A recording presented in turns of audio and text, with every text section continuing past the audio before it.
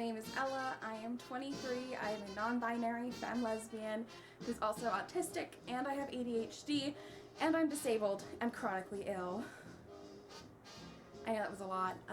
It's okay. Disclaimer, my nail just broke. Please ignore it. I'm gonna fix it later.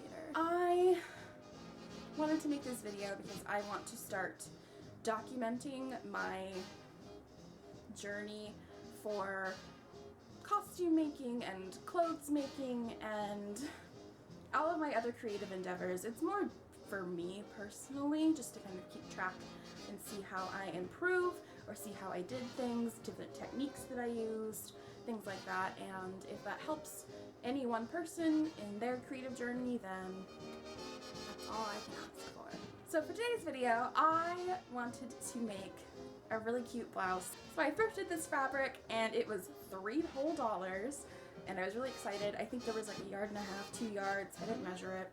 And I was originally going to make a skirt, but then I thought, why should I do that? I have a ton of skirts. I have so many and I don't have enough blouses to go with them.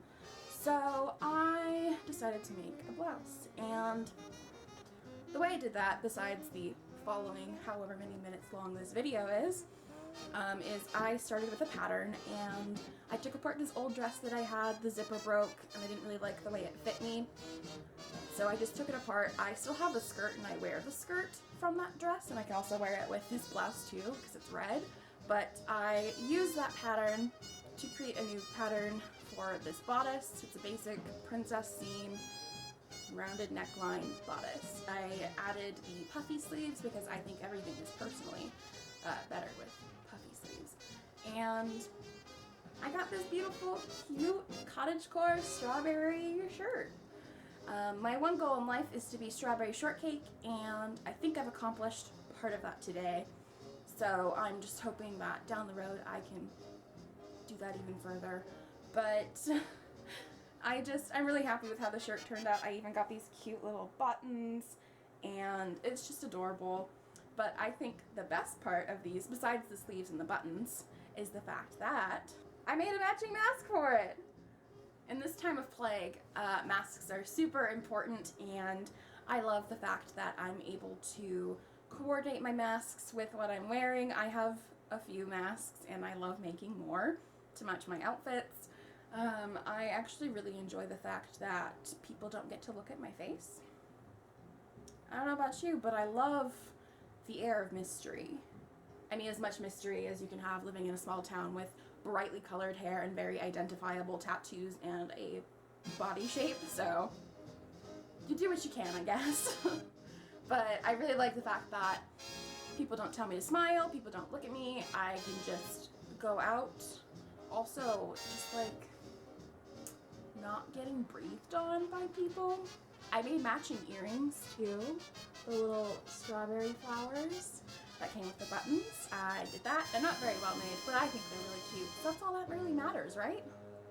So without further ado, here is my first YouTube video, and hopefully the quality increases as we go along. I'm working on an older camera model, and hopefully I can upgrade to a nicer, newer camera. And yeah, let's do it.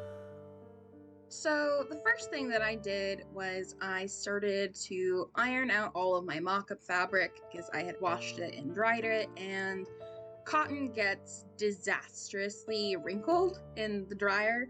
So I just went ahead and pressed all of that because that's a very important step. You can't make a mock-up, or you can't make anything really with wrinkled fabric. Also, I just think ironing is super soothing to watch. It's very satisfying to see it go from this like crinkly, awful, wrinkled mess to something so smooth and just wonderful.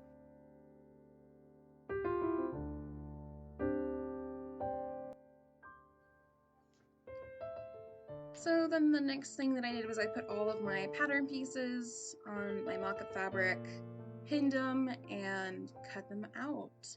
I added several inches to the bottom of each pattern piece just because on the bodice that I took the pieces from the dress that broke, it was really short on me, and I always have this problem because I'm very large chested, and so all of the waistlines on all of my dresses seem to ride up to right under the bust, and it's not the look that I'm going for. I don't really like empire waistlines, so I wanted to add several inches to make sure that the hem of the shirt fell far below my natural waistline so that I could tuck it into a skirt and not have it ride up and show any of my skin, or just, you know, I just wanted it to fit properly. So I added, I think, 4 inches to the bottom of every piece, and that seemed to work pretty well for a blouse. I'll probably have to tweak it a little bit just to make a proper dress bodice, but this ended up working really well, and I was very happy with the result.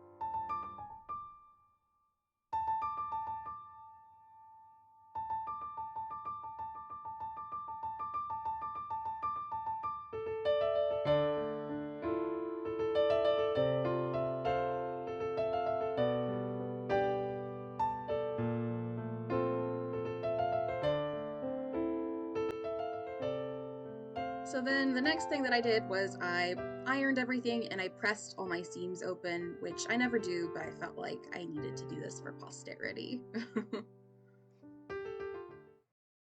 Okay, so I put together the mock-up and I liked the fit of the mock-up, and so I just cut out all of the pieces in the actual fabric and then put the bodice together. It doesn't have a zipper yet. I'm about to put the zipper on, and then I will do a test fit just to make sure that I really like how everything is, and then I will cut out the lining. I just bought this blue broadcloth that has already been washed and dried. I have to iron it, and then I can cut out all the pieces for it.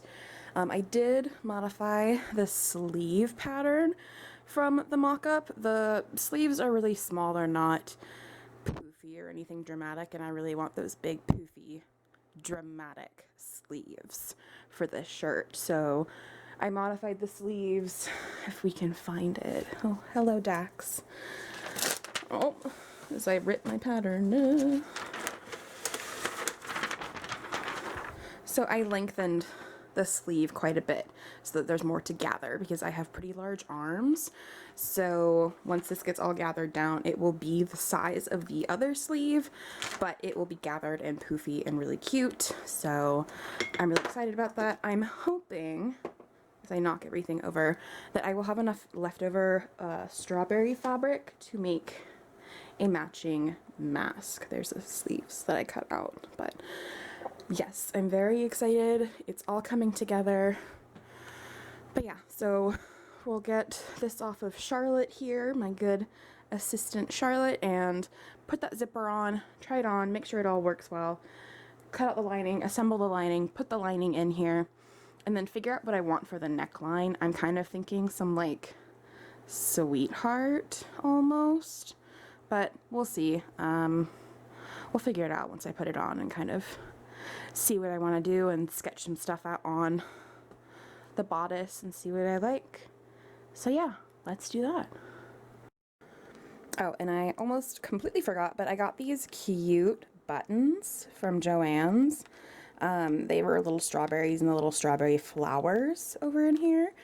I'm gonna put the strawberries on the shirt, I think, and then make earrings out of the remaining strawberries, because I thought that was really cute, and I'm just striving to be the cutest little strawberry in the strawberry patch. So yes, that's what's going to happen. Okay, I went ahead and just installed the zipper off camera because I hate doing it, but can I just say, oh my god, who is she? This is probably like the best zipper I have ever put in, and it was so clean. I think it's because it's a separating zipper, but like, oh my god, that was amazing. So I'm gonna try this on now, and hopefully everything still fits the way I want it to, and then I can go ahead and cut out the lining, put that together, and then I think I'm going to put together the sleeves next, because I love puffy sleeves. Puffy sleeves give me so much serotonin. They cure my depression. Puffy sleeves, they're great. I love them. They're very romantic and very just fun, and like nothing bad can happen to you while you have puffy sleeves on. Like that's my opinion. That's my professional opinion, is that nothing bad can happen to you while you have puffy sleeves on, and that's what I'm sticking to. So let's go ahead, try this on, and fingers crossed it goes well. Okay, I've got all the lining pieces cut out and ready to go. I just need to assemble them now. That shouldn't take me too long, but let's go ahead and just do that. Ready, and what the heck? God, I was told that on YouTube you could just snap your fingers and it would just be assembled, but I guess we have to just do it the old-fashioned way, huh? Damn. Alright, fine. Okay, I finally put together the lining. I even pressed my seams like the good little seamstress I am. Who is she? We don't know her. I'm gonna go ahead and put the lining in the shirt, put that all together, and then I can do the sleeves, which is what I have been looking forward to this whole time. I don't like sleeves in general, but puffy sleeves are the one exception to that sleeve nonsense, because regular sleeves are garbage, but if they're puffy, they're the only things I actually like care about. So let's go put this together and see what we have in there. Yeah. Okay, I have attached the lining, and then I have even top stitched the lining so that I won't go anywhere, and I probably did this in the most like backwards way ever, but like whatever. It's it's attached. She looks pretty decent. I have some threads I obviously have to clean up, but I think that will be just fine. And then now I get to do the sleeves. These wonderful, poofy, beautiful, amazing sleeves. So let's get to it. So then I went ahead and I just gathered the sleeves by hand. I normally would use a machine for a longer piece of fabric, but these were pretty small, so I didn't mind doing them by hand. I can do it by machine, but in my opinion, it's pretty fiddly, and I've never been good at it, even though I've tried adjusting the bobbin tension and pulling the string, but it always breaks. So I just prefer to do it by hand. It's a lot easier for me to control, and for things like sleeves or small gathers, I really don't mind doing it by hand. In fact, I actually really like hand sewing, so this wasn't the worst task to do.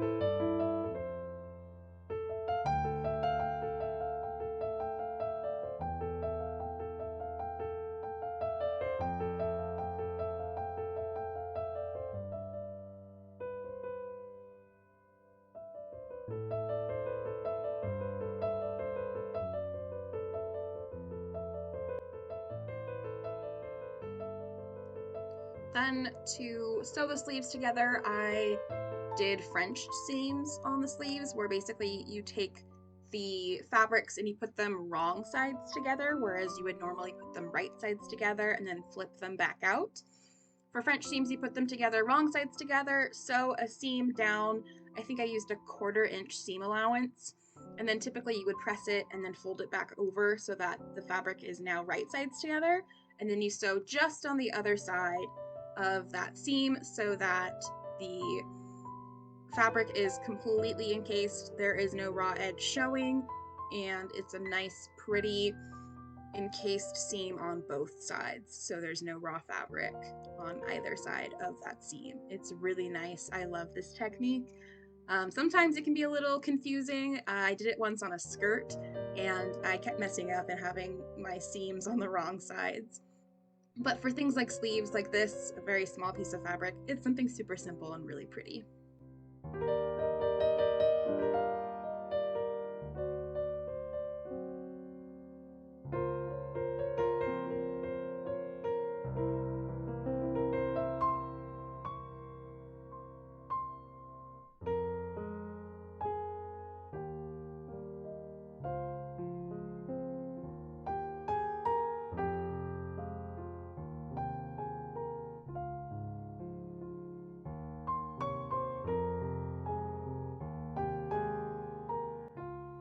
So next, after attaching the sleeves to the bodice, I went ahead and put the bias tape on the cuffs of the sleeves to both encase the raw edges of the sleeve cuff and to also give myself a good base for the lace that I was going to put on later on. And I actually forgot how double folded bias tape works. It took me a second to figure out how to align the fabric and to also make sure that it would be folded over correctly when I sewed it. So that took a couple tries. I had to use my seam ripper and fix it, but I don't think I filmed it. So you guys will just have to imagine lots of confusion and strife.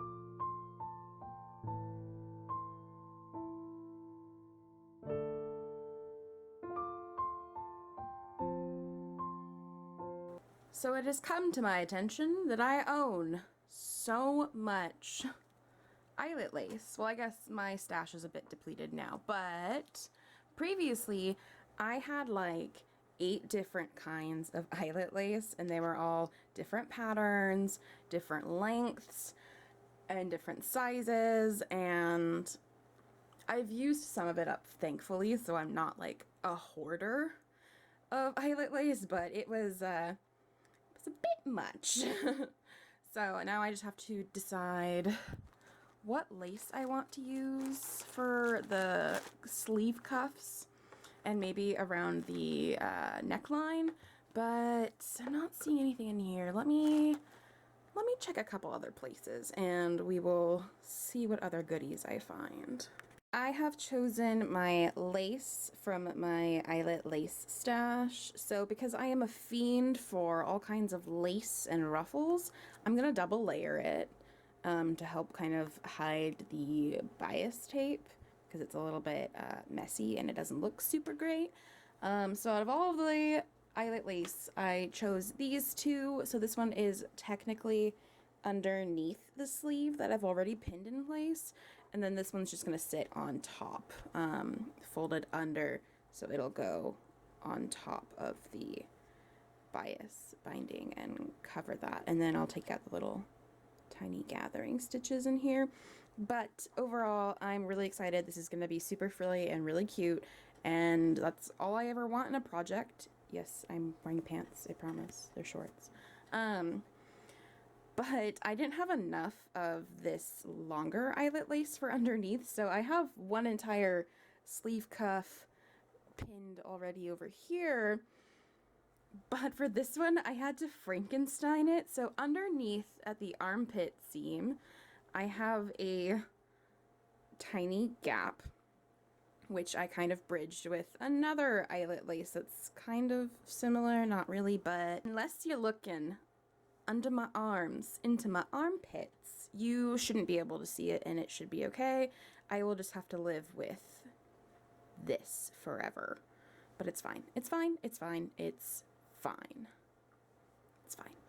But I'm going to go ahead and take a lunch break. I'm hungry. I've been working all morning. It's now almost 12:30. And I'm gonna go eat food and go cuddle with my cat, and then I'll get back to work on this. So then came the part that I was looking forward to the most, which was attaching the lace to the cuffs of the sleeves. But I normally love hand sewing. However, it was really difficult to hand sew all this on because of all the different layers of fabric I was working with. So I struggled a lot. Okay, I finished putting the lace on the cuffs of the sleeves, and it's really, really, really cute.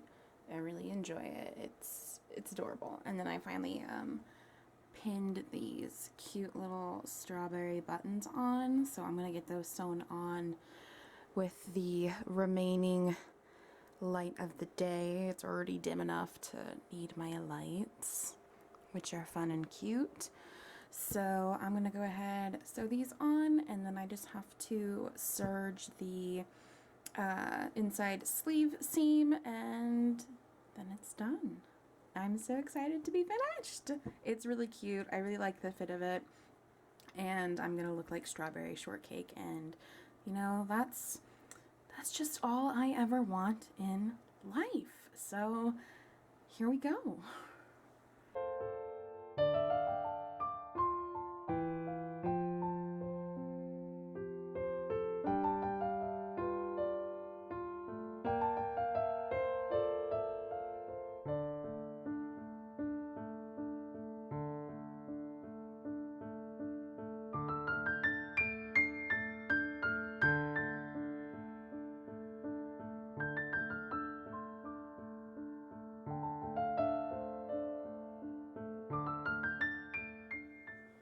I am so happy with how this blouse turned out. There's a couple of things that I would have done differently, a few edits that I would have made had I known, but that's just the process of learning. I'm a self-taught seamstress. I think the only formal instruction in terms of actual sewing that I ever received was when I was in the 8th grade. No, when I was in the 7th grade in home ec class. And we made pillowcases and drawstring bags and pillows. So that is the only formal instruction I've ever received. I took one costuming class when I was in college, but that was costume crafts, and that really just focused on things like millinery, dyeing fabrics, hat making, belts and leather work, and shoe painting. And then working with armor and scale and things like that, but it wasn't actual sewing techniques. I would have loved to have taken a class, but I didn't get to, so it's just me and the internet and trial and error. So if I do something wrong or if I do something incorrectly, it's just me not knowing the proper way to do things, the proper techniques. I learn a lot from YouTube videos and from other sewers and from other craftspeople, so it's not like I have, you know, a mentor I can go to and go, hey, how do you do this? Hey, how do you do that? I just ask a question into YouTube or Google and a response comes up and I do my best to imitate it. But I think that I have, you know, the basics down pretty well. I still can't read patterns for anything. Patterns are really difficult, which is why I make my own, because then I know how they go together. Commercial patterns are really difficult. It's like reading in another language that you don't even know. I think I've used a commercial pattern one time. It was for making bonnets for a play that I helped costume, and that's it. My knowledge on pattern reading is minimal. But like I said, I'm really happy with how this turned out. It's really cute. I love the earrings and the mask. It's just really adorable, and I'm super excited with how it turned out. I'm actually going to be wearing this to a birthday party tomorrow. Today's Friday. Tomorrow will be Saturday. Yes, for tomorrow. And I'm excited for everyone to see it. I'm going to be posting it everywhere. So you can go ahead and follow me on Instagram if you would like. I'll put it somewhere up here and definitely in the box down below. I'm really excited to share this journey with you, whether it be sewing or crafts or makeup or hair or drag or burlesque, because I also perform drag and I'm a burlesque performer. I'm very multifaceted. I'm very excited for all of the opportunities that are there for me to kind of dig into. And like I said, this is more for me, so if nobody watches this, that's also okay too. This is just for me. Thank you so much for watching, and if you want to watch my other videos, hopefully the production value will go up and it will be a lot more enjoyable to watch, and I'll have some fun and exciting things for you to see. I already have lots of plans for my next couple of videos, because it is officially spooky season. This was the last of the summer things that I will be doing. Everything else will be spooky for now, and then I have some fun burlesque themed things coming up, and yeah, it's gonna be exciting. Well, thanks for watching. It was really fun doing this, and it was interesting learning how to stage everything so that it looks kind of decent and fun to watch, and hopefully the editing process is not as gruesome as it has been before. I'm not using iMovie anymore, so I mean that's definitely plus. Definite improvement there, but we shall see. Hopefully I will see you in my next video. Bye! I don't know words anymore. What time is it? 1:35. I haven't taken my meds. I should probably do that. And I should probably eat something.